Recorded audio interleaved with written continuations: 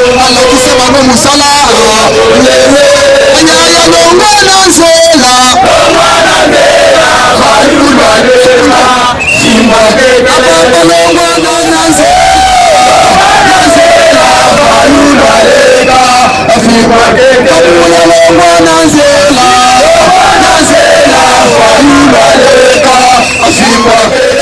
alakise bango musala anyaya longo na nzela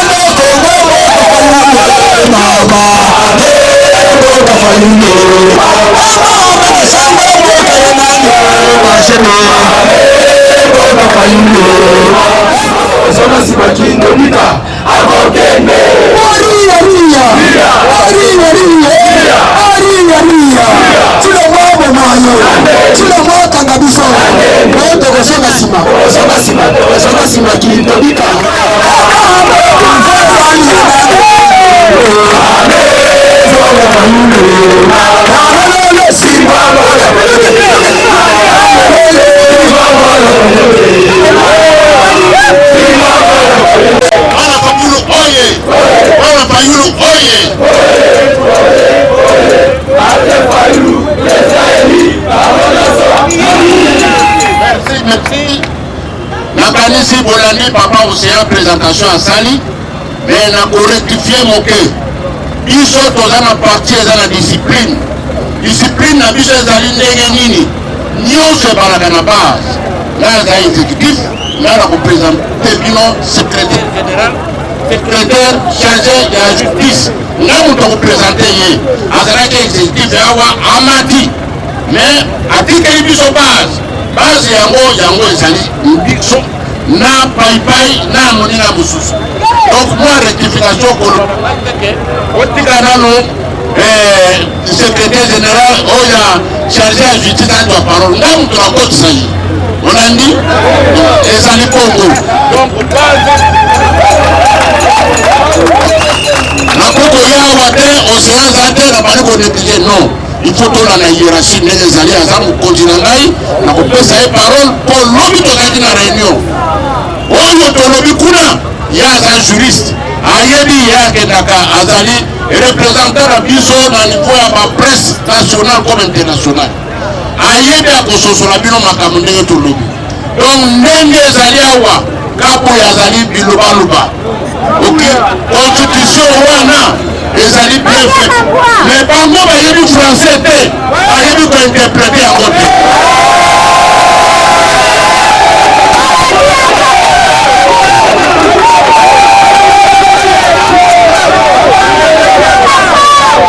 secrétaire général chargé ya justice lokola aza juriste akopesa bino badetail ndenge yango tosololaki mpe tumba oyo toza biso moko lisusu te oyebaka baninga bakorejoindre biso obligatoirement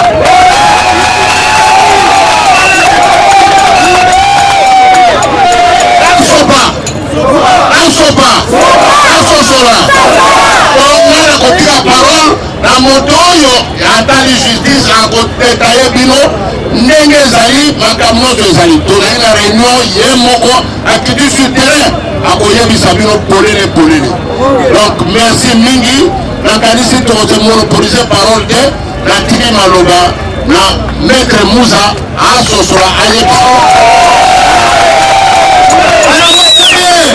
Yungwane dada, yungwane, mwana ya Fayulu, mwana ya Mayele,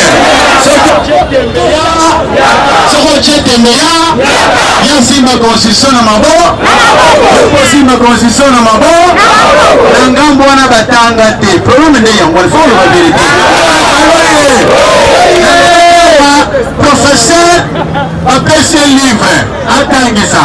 Il y a comme l'histoire était et toujours pour exploiter livre wanake amimisa matière peuple alia peuple amela apesa ye sécurité ndelo ko poser problème alokalo ye ono mboko ya mokonzi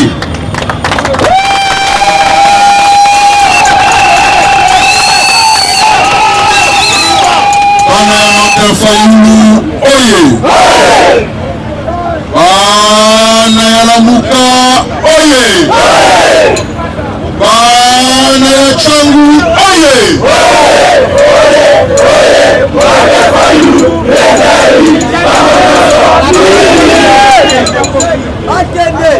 merci beaucoup itumbeko makasi wetabote abo na ko féliciter baninga nyonso bandeko nyonso oyo bazopesa mwa temps na bango pour que bayoka makambo eza koleka na mboka eske tokoki kobibetela maboko biso nyonso na kopesa mpe merci na ekipe mobimba oyo ndenge bomoni sala oyo ndeko Matata asalaka Junior Océan Fou bandeko nyonso basalaka namoni ndeko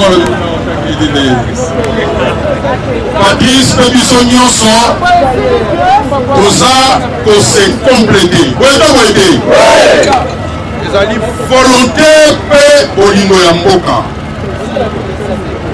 yango tolobi boye S'il vous plaît, on a posé un distraction.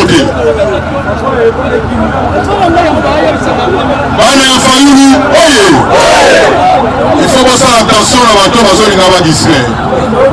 Parce que au soin d'avoir pour apporter les côté. Pendant que je suis en train de parler, il ne peut pas déjà complet. Ce qui tient le télémi, comment mon bibliothèque.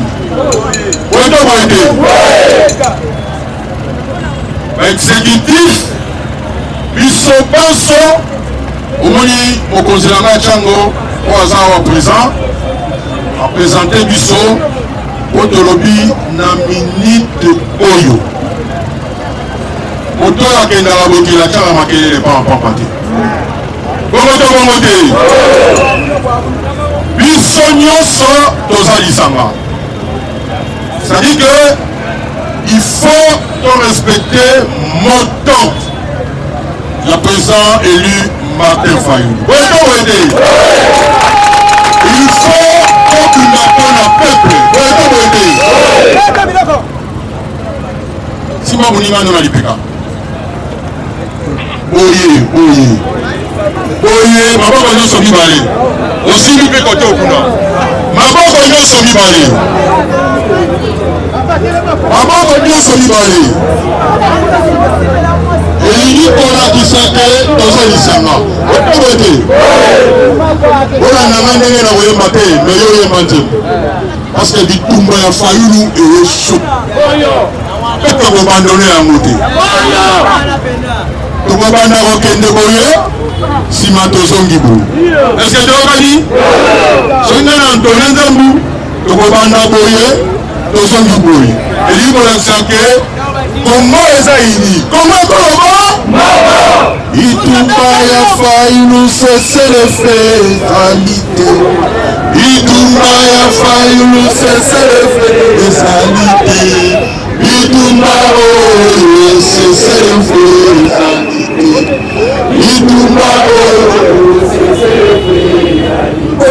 réalité.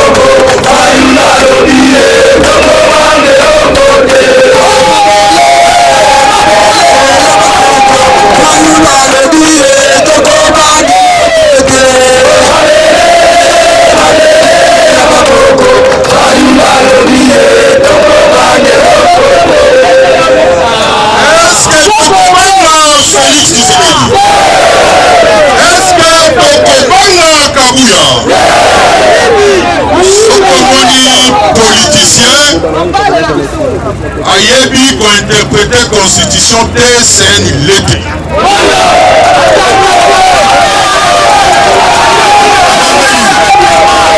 Sokomoni politicien.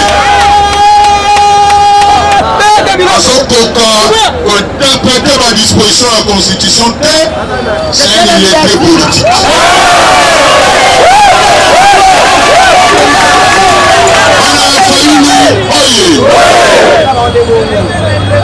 Le 5 mai 2023,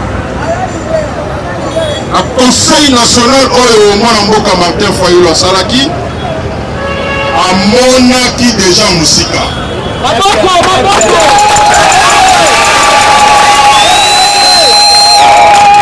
Ayebisaki mokili mobimba na nzela ba résolution ya Conseil national que bako changer constitution.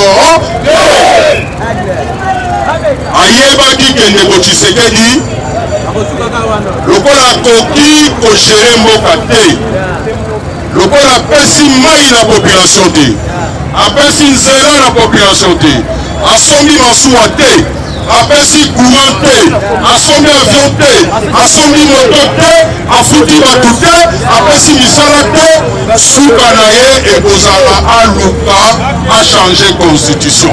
Est-ce qu'akokoka bana Congo? Akokoka Martin Fayulu? Olobi lelo itumba oyo ekozala dans l'unité. L'unité de tout un peuple. Voilà. Parce que likambo etali constitution engage la République. Et ça problème moko eza éminemment politique. Et ça likambo etali avenir ya Congo ya lobi. Voilà boyete. Ayoki bato balingi bateka mboka. C'est-à-dire que pour la bango bitumba ya Congo eza ata na ntina moko te. Soki mboka ekokabwana biteni na biteni etali bango te. Po mayele na bango ezali bachange constitution. Soki bataba Congo bakolobaka biso tozwa indépendance na bango etali biso te mpo biso mbongo ya leta tosi toyibi. Est-ce que tokotika bango? Soki bakakatanga bakoloba biso mpe tozokende nanga alobi mpe soki bochange ata virgule moko biso mpe koto oyo tokolukaka mboka ekatana. Est-ce que makanisi wana ya kochange constitution eza kindokito te? C'est-à-dire que balingi bakabola Congo na nzela ya constitution. Mais constitution lobi boyi article 64 alinéa 2 changement nyonso ya régime eza infraction. Voilà. Changement nyonso ya régime etilongo alingi a changer régime na nzela ya changement ya constitution pour que azala na présidence à vie, pour que de changer régime, pour que atikala libela. Est-ce que le Congolais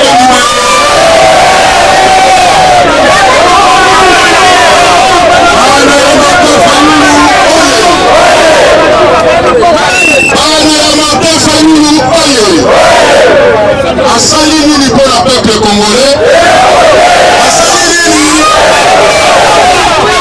Moto asali eloko te mais atie makasi na ye nyonso na kochange constitution. Baza bato oyo balingi koyoka te. Lelo azali malédiction ya Congo.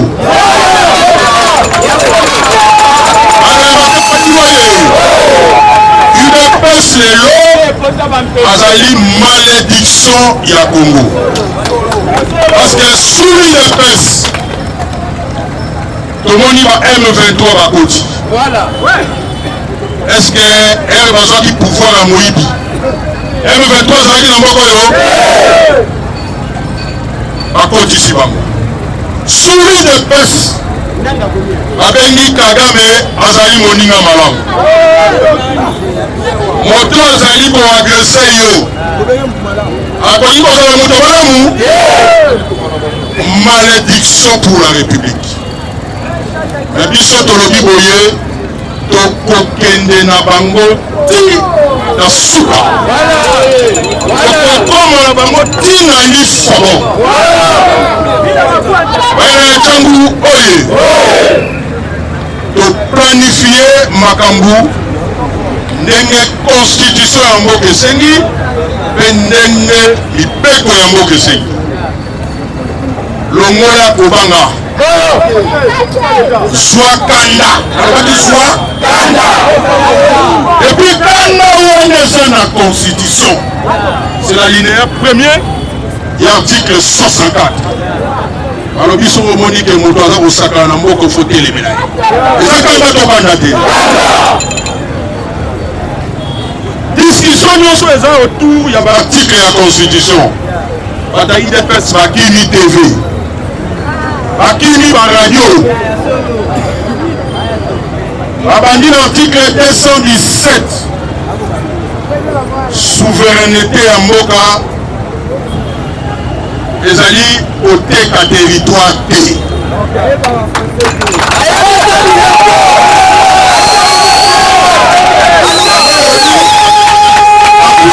C'est une politique.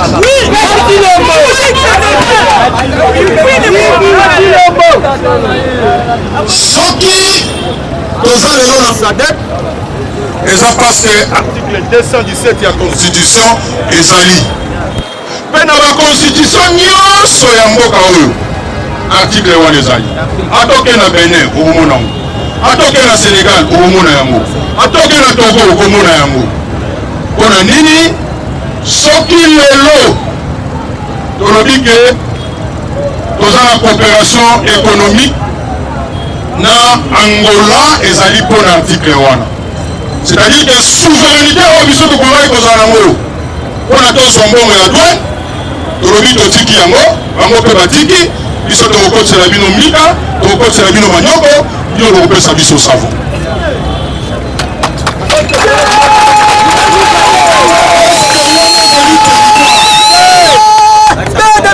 Bayona article 51 alobi l'État il faut protéger notamment les groupes vulnérables. Soki balobi groupe vulnérable elobi banyamulenge te, elobi muyanzi te, elobi mumbala te, muluba te, mukongo te.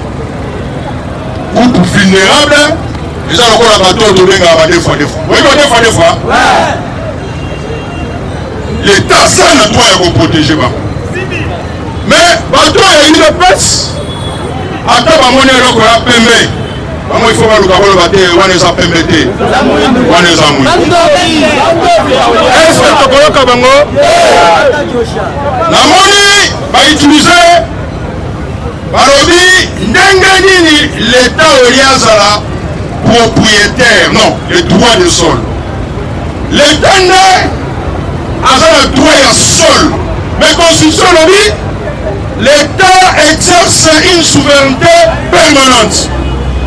Eza lokola babotoli l'État mabele bato oyo bazo interpréter constitution na kimbala,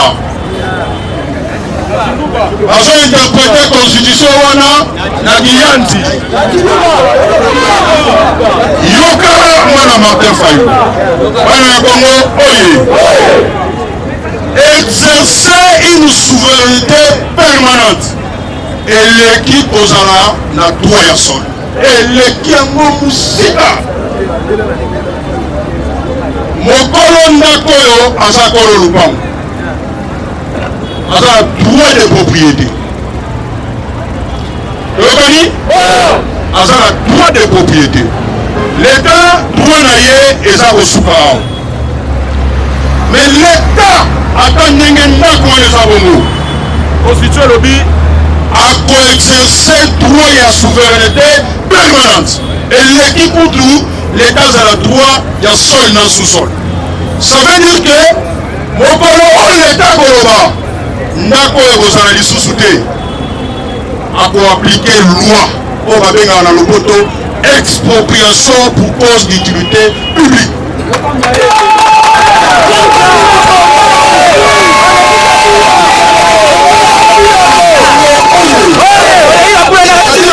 akoya akobuka yango apesi yo mosolo okende koluka place mosusu parce que aza na souveraineté permanente. Article supa oyo baye nango eza article 5 bameki partout bamoni ke basoda Martin Fayulu bayebi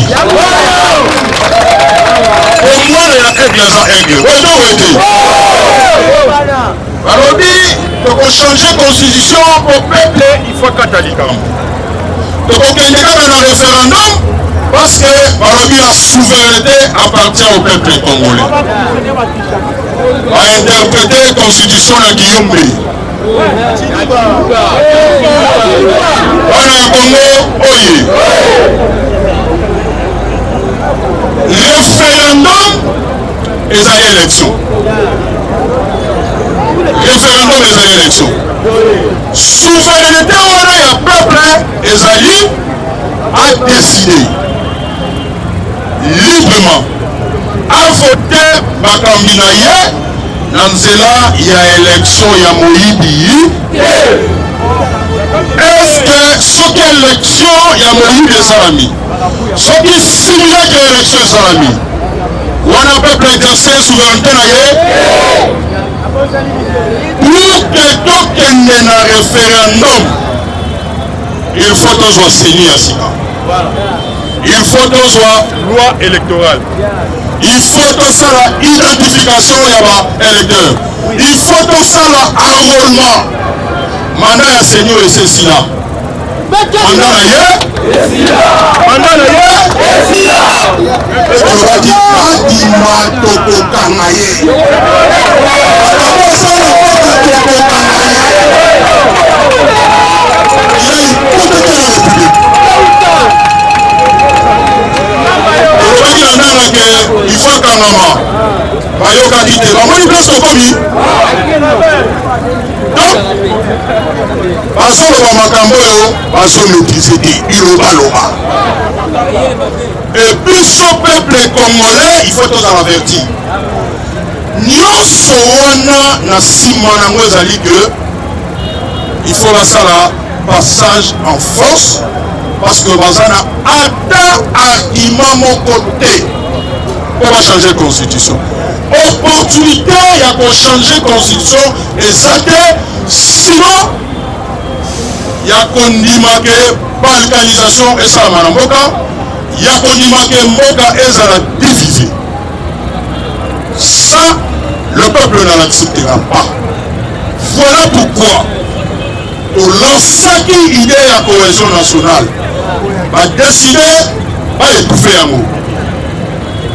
Premièrement babomi baprisonnier na prison kaka mpo baétouffe makambo Martin Fayulu olobaki le 31 sous la cohésion nationale balobi bakosala enquête est-ce que tina enquête wana esalama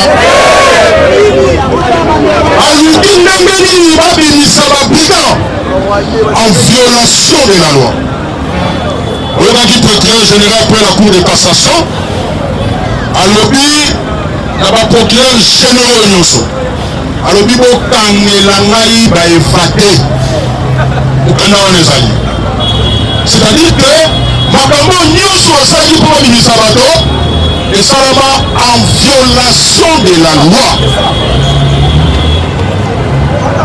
tina nini makambo wana esalamaki c'est-à-dire que bazoprépare makambo ya mabe contre le peuple parce que bazali na idée ya changement ya constitution balingi ke babrigand bazala na terrain pour que bacontre est-ce que moto moko na mokili oyo akokoka kotelemela peuple azali moto moko akokoka kotelemela peuple